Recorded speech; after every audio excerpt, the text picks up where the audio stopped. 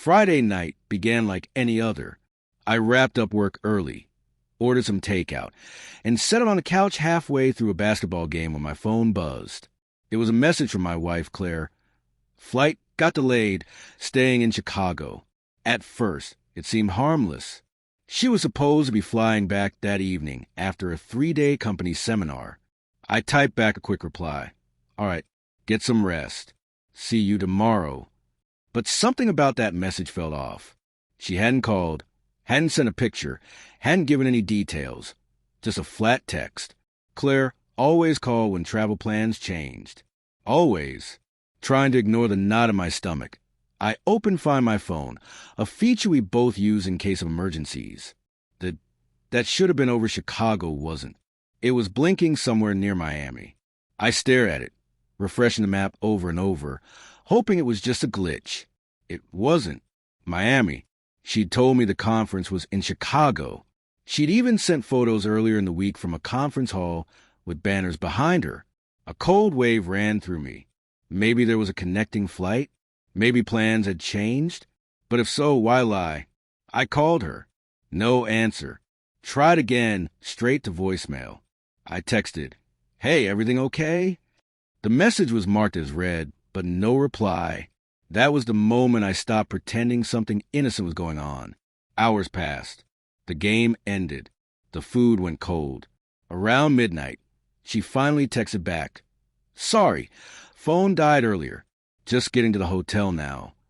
I checked the timestamp. It was sent from Miami International Airport. I typed, "How's Chicago weather treating you?" After a long pause, she replied, "Cold as always. I'll call you in the morning." That was the confirmation I didn't want. She was lying to my face. I didn't reply. I just took a screenshot of her location and stared at our wedding photo hanging on the wall. Her smile in that picture felt like a memory from someone else's life. By morning, I still hadn't slept. Her lies kept replaying in my head. At 8 a.m., I texted, "Good morning. How's the hotel breakfast?" She answered 20 minutes later.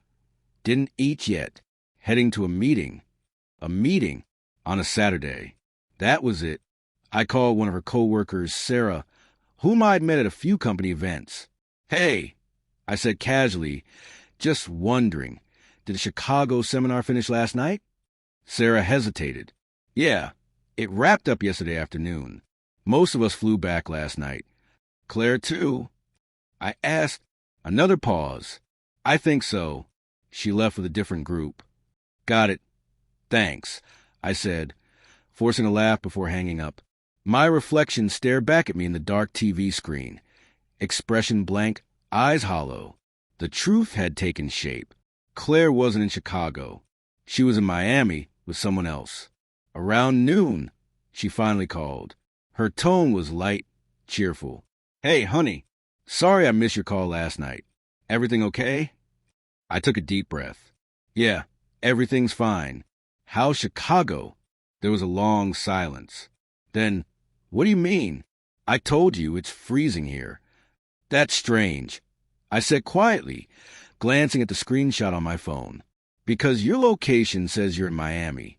The line went dead silent. Then her voice cracked slightly. "Wait, what? No, that must be a glitch. You know how those apps are." I didn't answer. I just listened. To her panic. To her breathing quicken. Then she snapped. "Why are you tracking me? Don't you trust me?" I laughed bitterly. "I did. Until last night." She hung up.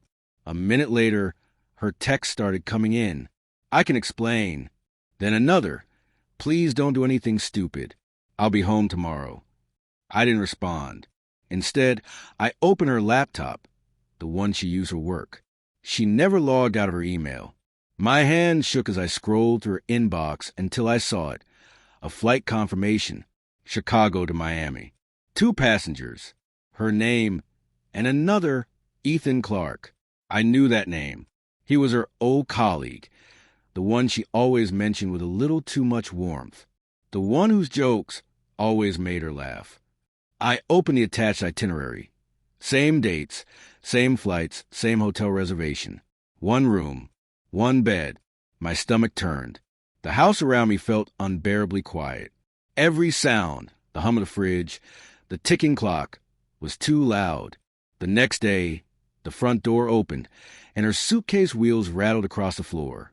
She stood there in sunglasses, acting casual. "Hey," she said softly. "Flight got in early." "From Chicago?" I asked. Her lips twitched. "Yeah, from Chicago."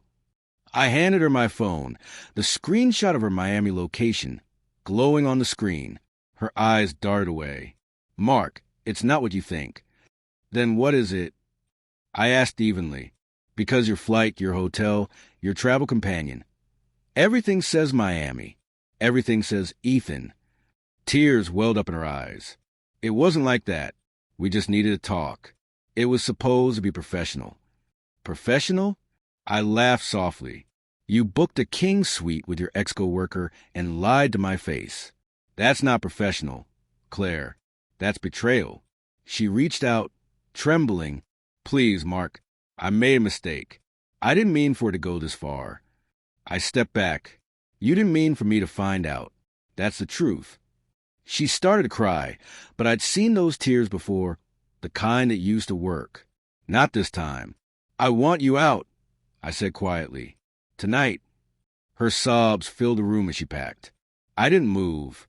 I just watched the woman who once promised forever walk out of my life. Somewhere between Chicago and Miami, she traded love for deceit. And standing there in the silence she left behind, I realized something simple and final.